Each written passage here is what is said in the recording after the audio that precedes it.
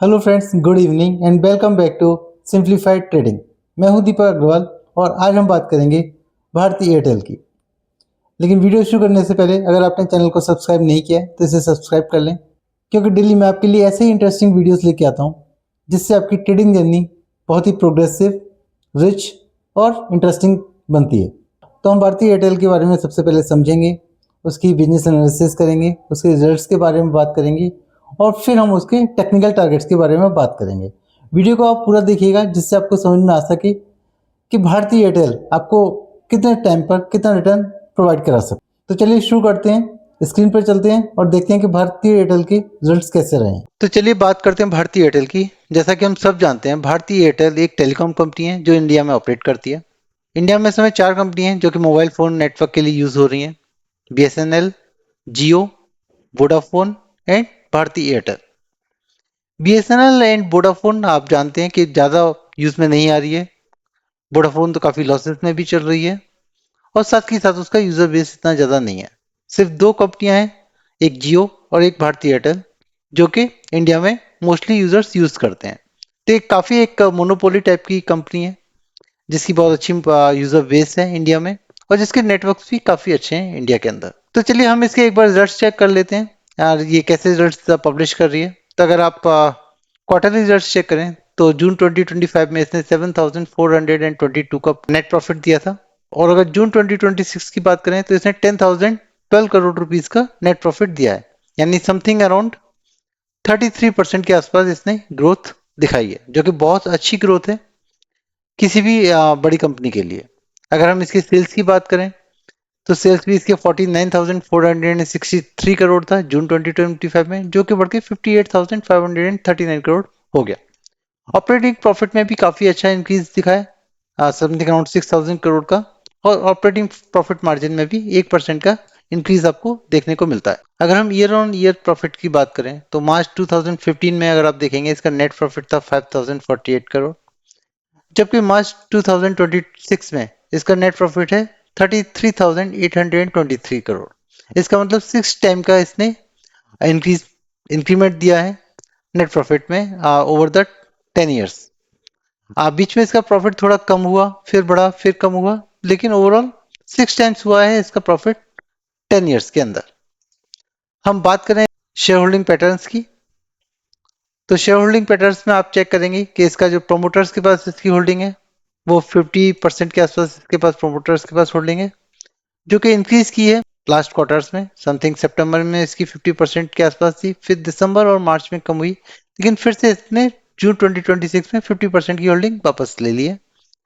DIIs के पास भी 20% है, जो काफी अच्छा है, और एफआईएस के पास भी 26.48% की होल्डिंग है।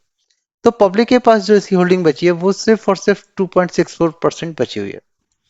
तो जैसा मैंने आपको पहले भी अपने वीडियोस में बताया कि जिस भी स्टॉक की पब्लिक होल्डिंग 15% से कम होती है वो स्टॉक्स को हम एक अच्छे स्टॉक्स में कंसिडर कर सकते हैं। तो इसकी शेयर होल्डिंग सिर्फ और सिर्फ 2.64% है, जो कि काफी अच्छी कंपनी मानी जा सकती है। तो चलिए बात करते हैं इसके टेक्निकल टारगेट्स की। तो जून 2026 में इसने बहुत अच्छे रिजल्ट्स दिए हैं। तो उसके बाद अगर आप देखेंगे तो ये एक कप काइंड ऑफ पैटर्न ये बना रहा है, और अगर हम इसके कप को देखें तो ये देखिए ये एक कप का पैटर्न बनाने जा रहा है, और इस कप के बेसिस पे हम इसके टेक्निकल टारगेट्स को चेक कर सकते हैं। तो जैसा कि मैंने अपने पुराने वीडियोस में भी बताया है, जब भी कोई स्टॉक अच्छा परफॉर्म करता है तो वो एक कप का पैटर्न बनाता है, उसके बाद ये थोड़ा सा हैंडल का पैटर्न भी बनाता है। तो ये जो मुझे लगता है ये इस तरह से एक पैटर्न बनेगा, ये थोड़ा सा यहाँ आएगा और फिर ये कम होके यहाँ आ सकता है। अगर ये इवन यहाँ से भी सीधा ऊपर जाए तो भी कोई इशू नहीं है। तो यहाँ पर सबसे पहले एक लाइन ड्रॉ कर लेते हैं।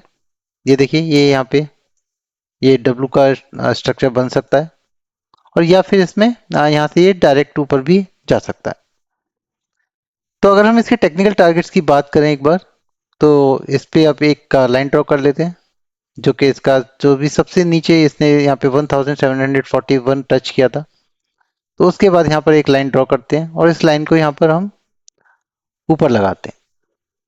तो इसका जो नेक्स्ट टारगेट बनता हुआ दिखाई दे रहा है वो बनता हुआ दिखाई दे रहा है 2590 का। तो जो इसका करंट प्राइस है उससे कितना ऊपर जाने का पोटेंशियल रखता है, तो एक बार हम चेक कर लेते हैं कितना ऊपर जा सकता है।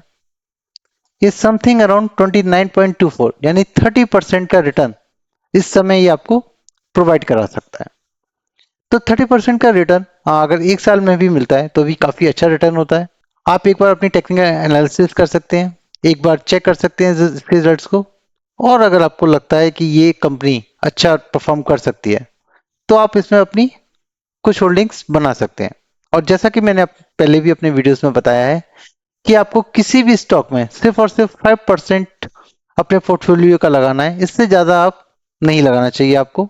तो कोई भी कंपनी चाहे कितनी भी अच्छी हो, उसमें एनालिसिस फेल होने के चांसेस रहते हैं, और अगर आपने अपना सारा पोर्टफोलियो का पैसा एक ही स्टॉक में लगा दिया तो उसके डूबने के चांसेस काफी बढ़ जाते हैं। तो हमेशा 5% से ज्यादा किसी भी स्टॉक में नहीं लगाना चाहिए, और कम से कम आपके पोर्टफोलियो में 20 स्टॉक्स के आसपास रहने चाहिए। लेकिन किसी भी स्टॉक को खरीदने से पहले अपनी एनालिसिस जरूर करें। मेरी इसमें कोई बाय एंड सेल की रिकमेंडेशन नहीं है। कोई भी स्टॉक खरीदें उसमें अपना ड्यू डिलिजेंस इस्तेमाल करें, चेक करें कि क्या आप इस स्टॉक को खरीद सकते हैं नहीं खरीद सकते, आपको ये कंपनी कैसी लग रही है, और उसके बाद ही किसी कंपनी में अपनी होल्डिंग्स को बनाएं। अगर वीडियो आपको पसंद आया तो चैनल को सब्सक्राइब कर लें, वीडियो को लाइक करें और अपने दोस्तों के साथ शेयर करें। कल हम फिर मिलेंगे एक नई वीडियो के साथ, तब तक thank you and have a nice day.